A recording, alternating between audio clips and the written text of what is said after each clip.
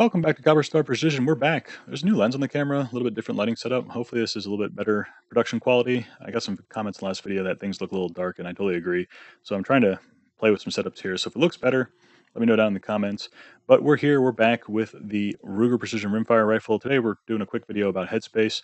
I have made some Headspace videos before. I'll try and remember to link them in some cards up here, measuring headspace, measuring rim thickness, and the long and short of it is that there is some potential for accuracy gains, trying to match the headspace of your rifle to the headspace of the rounds that you use. So if you look at brands like Lapua or SK, they essentially have rim thicknesses around the 42 to 43 thousandths mark from my experience and my measurements.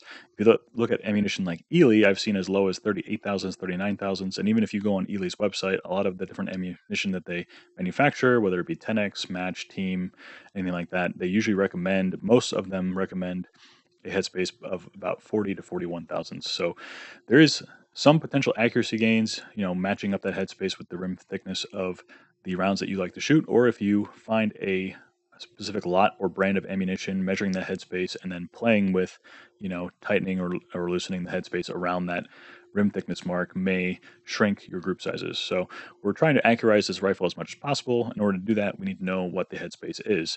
In order to measure the headspace, I like to use a depth micrometer. You could also order a sort of headspace kit where you actually just put in different gauge pins essentially into the chamber and then close the bolt and see, kind of like a go, no-go gauge to find out what the headspace is.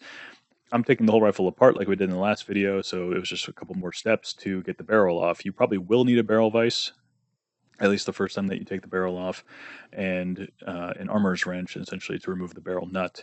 So I'm not going to show that on here. YouTube is not a huge fan of the 2A community and firearms in general, and the more you show, the more your video gets suppressed and ad restricted. So I will just make a public service announcement, because these videos typically get suppressed. Fight the algorithm by going down, leaving some comments, liking this video, subscribing to this channel, and enable notifications so you see when these videos come out. Also, a quick plug for the Patreon page. There's some value there. You get videos like this early. You get them always ad-free. You get the dry fire targets for the NRL 22 courses of fire, and some good stuff over there. So for as little as $1 a month, you can support this channel and help me, bring you more content like this and pay for ammunition and match fees and all that good stuff. So if you find value in this content, and you want to go above and beyond, consider joining on Patreon. Link in the description down below. But let's get over to the bench and let's measure the headspace of the rifle and see what we find out. All right, back on the bench with the barreled action for the Ruger Precision Rimfire. We have taken off this castle nut using an armorer's wrench, and this threads onto here, securing the barrel. So now this just comes apart.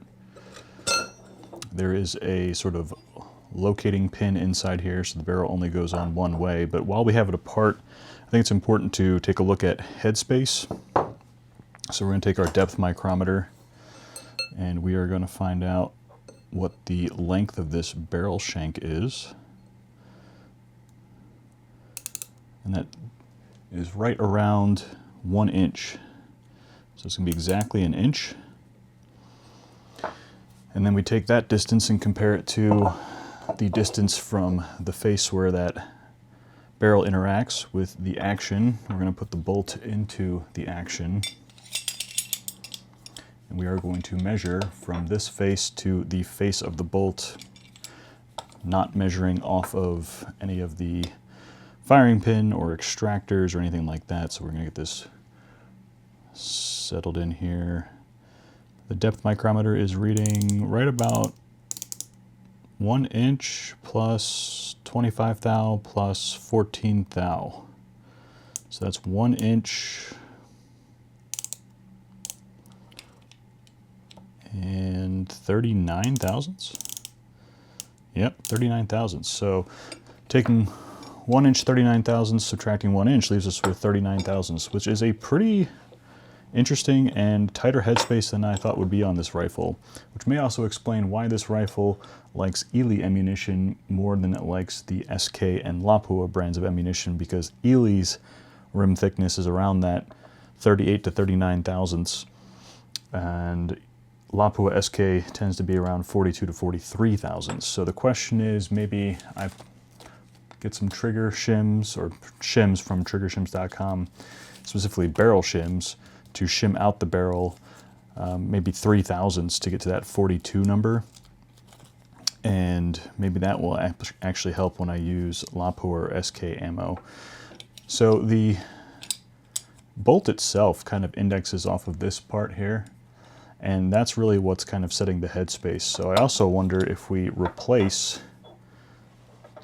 the bolt handle with a different one, if that's going to change the headspace. So let me swap these out and we'll see if there's any difference. So now back with the bolt and the aftermarket bolt handle and knob. We don't need to put the extractors back in there because we're simply measuring off of the bolt face. So we're going to try this again.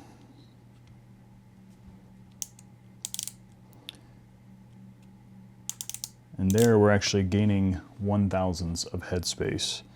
So we went from 39 to 40. So it's still tighter than I imagined it would be. So maybe we're going to have to go to a 2 or 3,000ths shim. And where we would place this shim is going to be right here. So we're going to put a shim here so that when this goes back together, like so, it's actually going to push the barrel forward by, I'll try 3,000ths, because that will get me right at 43, which I think is kind of the magic number for most rimfires these days, and see if that makes a difference in accuracy. What are your thoughts? Leave them down below in the comments. So I thought that was a pretty interesting find, the fact that the headspace from the factory was about 39,000ths. And when I first started using this rifle, it actually shot Ely ammunition extremely well, which is funny because none of my CZs like Ely ammunition, at least the ones that I have. So I did find some lots of Ely match that really worked well. I've since run out of those lots, and I have a lot more LAPO and SK ammo these days. So I actually ended up using that swept bolt handle, which is from Anarchy Outdoors, as well as that Area 419 bolt knob, which I have on all my rimfire rifles I really like, and ended up putting a 2,000ths barrel shim into between the barrel and the action, just to shim that distance out a little bit, getting me to what I believe would be 42,000ths headspace, which kind of matches the ammunition that I'm shooting now. And this rifle, when I went to lot test it with the different sort of lots of ammunition that I had, really sort of tend to gravitate towards a SK long range match, which is what I end up using, and that's what I've been shooting at the last match with this rifle. So I have that video also if you haven't seen that one yet. That's going to wrap it up for today. Quick video just on Headspace. Future videos down the pipeline, a roadmap. We've got, we're going to polish the bolt, we're going to polish the action, and then we're going to work on the trigger as well. So lots of stuff to look forward to. The best way to keep in touch and abreast of any new videos that come out is going to be to go down, subscribe, and enable notifications. So I hope you go do that. Leave any questions or comments down below. And until I see you next time, as always, score more points.